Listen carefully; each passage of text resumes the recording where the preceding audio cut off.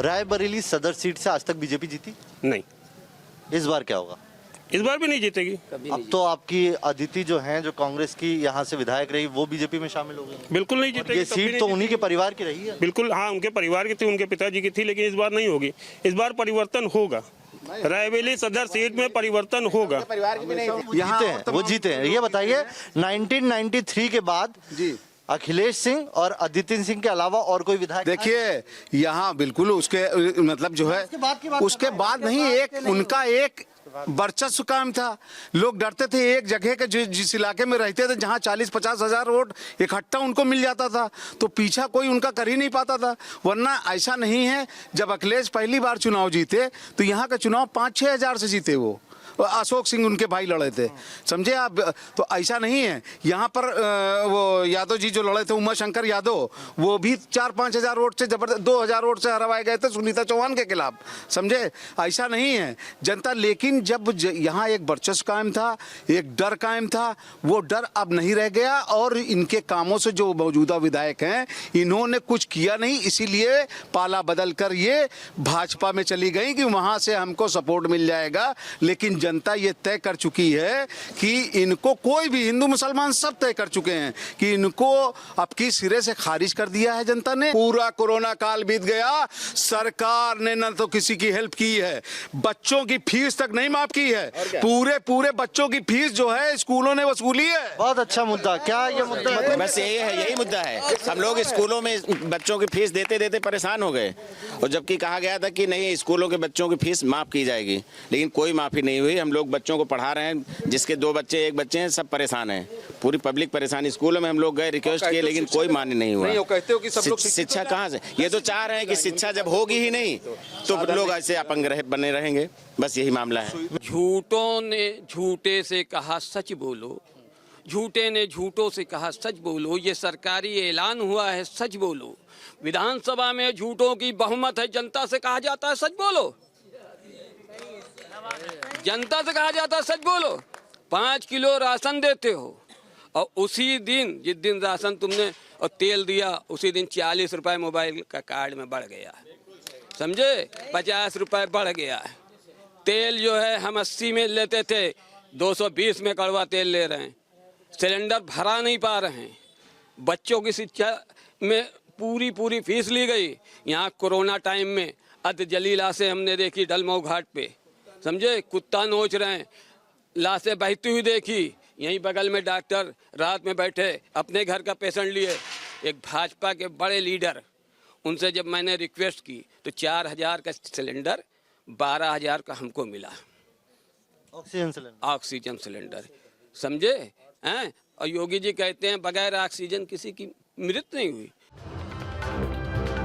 जैसे जैसे रायबरेली के मुसलमान अपने मन की बात हमें बता रहे थे, हम भी सोच में पड़ रहे थे, कांग्रेस खानदान का गढ़ रही रायबरेली आखिर विकास से अछूती क्यों रही? मेरा नाम मोहम्मद आमिर अंसारी, एडवोकेट। क्या है आमिर भाई, इस बार इलेक्शन का क्या मुद्दा देख रहे हैं आप बतौर मुसलमान भी और बतौर रायबरेली के नागरिक?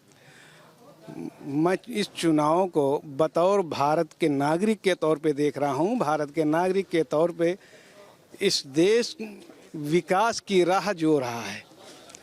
रायबरेली में एक समय 108 कारखाने हुआ करते थे, जिनमें से कोई भी कारखाना आज चल नहीं रहा है। रायबरेली में एक कारखानों के नाम पर ITI हुआ करती थी, आज वो अपने अस्तित्व को खोती जा रही है और वहाँ पे कोई काम नहीं है। बट रायबरेली गांधी परिवार के पास जाती रही, उसकी वजह से राज्य सरकार ने अनदेखी की है इस सीट की। अगर इसका मूल्यांकन करना है तो रायबरेली की धरती ने एक बार नहीं कई बार देश को प्रधानमंत्री दिया है, लेकिन यहीं पे इटावा में के लोगों ने एक मुख्यमंत्री मुलायम सिंह दिया और इटावा में आज नागरिक आम सुविधाओं की कोई कमी नहीं है। उसका मूल्यांकन रायबरेली के प्रधानमंत्री और मुख्यमंत्री के क्षेत्र में किया जाए तो शायद देखने में पता चल जाएगा। तो इसके लिए तो जिम्मेदार वो लोग भी हुए जो यहाँ से जीत के प्रधानमंत्री बन गए। जीत के जो प्रधानमंत्री बन गए उसी का मूल्यांकन की मैं बात कह रहा हूँ कि रायबरेली में आज एक भी ऐसा कोई कॉलेज नहीं है जिससे उच्च शिक्षा रायबरेली के आम नागरिक को मिल जाए, रायबरेली की बहन बेटियों को कोई शिक्षा का प्रबंध कर दिया गया हो, वो भी नहीं है। तो ये टाउन हॉल था, इलाका अहमदनगर इलाका था और वहाँ का टाउन हॉल था जहाँ पर हमने एक छोटी सी चौपाल लगाई थी। रायबरेली सदर वो सीट है जहाँ से बीजेपी आज तक नहीं जीती, लेकिन इस बार समीकरण बदले हुए हैं। उसकी वजह यह है कि यहाँ ये जो सीट थी रायबरेली सदर, ये अखिलेश सिंह परिवार की कह सकते हैं कि सीट रही है या कांग्रेस की सीट रही है। लेकिन अब जो यहाँ की मौजूदा विधायक हैं अदिति सिंह, जो कांग्रेस से थी, वो अब बीजेपी में शामिल हो चुकी हैं। तो इस बार क्या रायबरेली सीट में जो बीजेपी का सालों का सूखा है वो खत्म होगा या अदिति को इसका खमियाजा भुगतना पड़ेगा? रायबरेली में एक जमाने से कांग्रेस की ही लहर चलती थी, लेकिन धीरे धीरे जनता का मोह भंग हुआ और कांग्रेस का जनाधार कम होता गया। इसके पीछे की वजह भी समझिए। रायबरेली सदर सीट का यह अलीमिया चौक है। रायबरेली में पड़ने वाला ये चौराहा, ये कह सकते हैं कि यहाँ पूरे आसपास मुस्लिम आबादी है, बड़ी तादाद में यहाँ पर मुसलमान रहते हैं और उन्हीं से हम बातचीत करने के लिए आए हैं। भाई साहब, नाम बताएंगे अपना? मेरा नाम फखरुल खान है। खान साहब, इस इलेक्शन में यहाँ के मुसलमानों के क्या मुद्दे रहने वाले हैं? मुसलमानों के मुद्दे विकास के हैं यहाँ पे, क्योंकि ये तो हमारे शहर का इलेक्शन, सदर का इलेक्शन में हम लोग सदर में रह रहे हैं, तो सदर में तो मेन चीज़ है कि विकास जो नगर पालिका से यहाँ बिल्कुल काम नहीं हुआ है। आपके ये जो अभी विधायिका हैं, कांग्रेस से थी, कांग्रेस से जीती अदिति सिंह, उनके पिता उससे पहले यहाँ से जीतते रहे, कभी निर्दलीय जीते, कभी पीस पार्टी जीते, कभी कांग्रेस से जीते। अब ये कांग्रेस की सीट से लड़ी, जीती और अब ये बीजेपी में चली गई। तो ये परिवार की डायनेस्टी रही है इस सीट पर। तो देखिए, विधायक स्वर्गीय अखिलेश सिंह की जो राजनीति का तरीका था, उसको ये इनकी बेटी कभी छू भी नहीं पाएंगी, ये एकदम स्पष्ट बात है, क्योंकि लगातार वो विधायक रहे। उनकी जो राजनीति करने का तरीका था, वो किसी जात और धर्म वाले को छोड़ते नहीं थे। उन्होंने भाजपा के राज में मंत्री पद नहीं स्वीकार किया, लेकिन निर्दलीय लड़ना स्वीकार किया और उनको सारी जात बिरादरी के लोग वोट देते थे, इसीलिए वो लगातार विधायक थे। लेकिन इनकी बेटी जो आई अदिति सिंह जी, इन्होंने जो है वो कांग्रेस से टिकट लिया और विधायक जी के प्रभाव से वो कांग्रेस के टिकट के दम पे ये जीत गई। उसके बाद इन्होंने भाजपा का दामन थाम लिया। इसमें कुछ हद तक जो है कांग्रेस की इंटरनल पॉलिटिक्स भी जिम्मेदार है। नहीं, सिंह परिवार की सीट नहीं है। जो ठाकुर अखिलेश सिंह जी थे, वो कोई ऐसी बात नहीं है कि उस समय कोई सिंह या ठाकुर लोगों का बहुत ज़्यादा असर रहा हो, वो तो सारे लोगों का लेके चलते थे। लेकिन उनके बाद ये सिस्टम पूरा खत्म हो गया, फेल हो गया, मतलब अदिति सिंह जी फेल हैं। अब सवाल उठता है, जब कांग्रेस से रायबरेली के मुसलमानों का मोह भंग हो रहा है तो फिर विकल्प कौन है?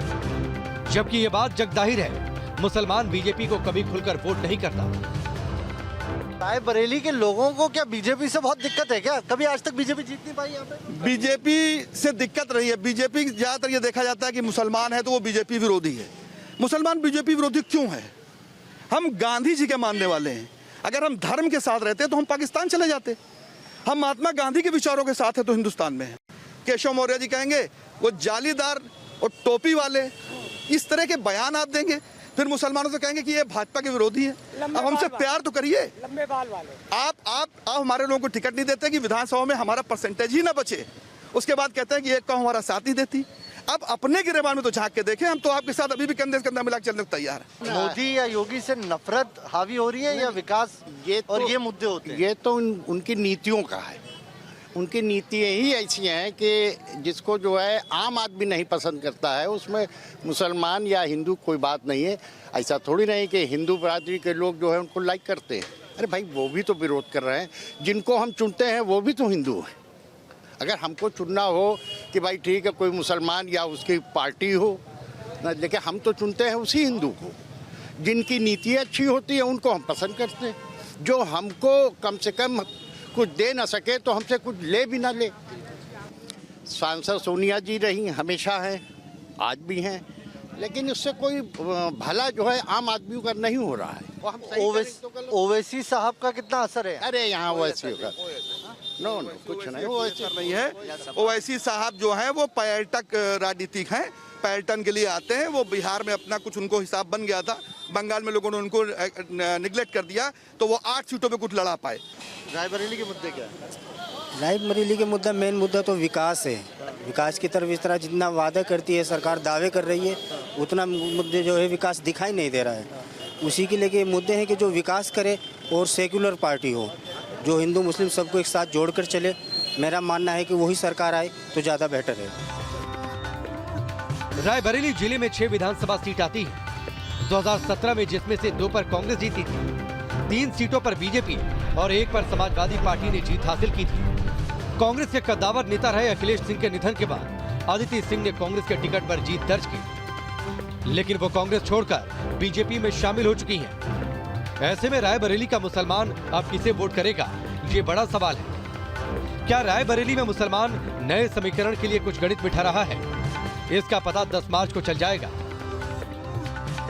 तो रायबरेली की 6 विधानसभा सीटों में 3 बीजेपी ने जीती थी, 2 कांग्रेस ने जीती थी पिछली बार और 1 समाजवादी पार्टी के पास गई थी।